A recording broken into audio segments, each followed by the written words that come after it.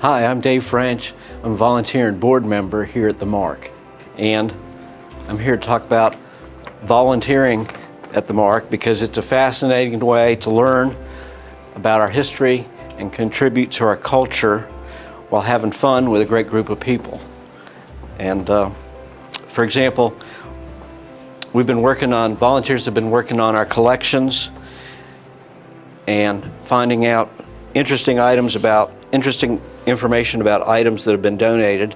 Our volunteers are currently researching this Sauratown pottery, and this is from the 1400 to 1700 period.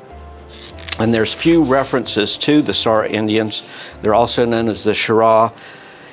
The early explorer Hernando de Soto mentions encountering the native population in 1540 in what would later become the North Carolina Territory.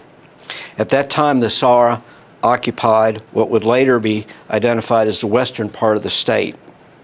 Early English records illustrate the tribes along the Dan River as late as 1670, but by the time William Byrd conducted a formal survey of the North Carolina-Virginia boundary in 1728, the Saura villages along the Dan River had been abandoned. Archaeological remnants, such as this pottery bowl, give us a glimpse of the Native American tribe that occupied much of Rockingham County land along the Dan River and its tributaries, the Smith and the Mayo.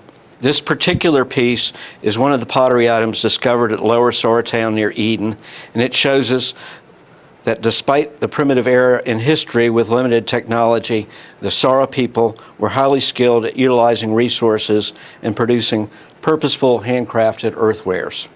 This next item, I'm wearing gloves to protect the item from the oils in my hand, but this next item is an indentured servitude agreement from 1697. This is probably one of the earliest documents that we have in our archives. And we're researching this and translating this because we know a little bit about it from what little we can translate, and it comes from the time of William III and Mary, who were co-rulers at the time in England.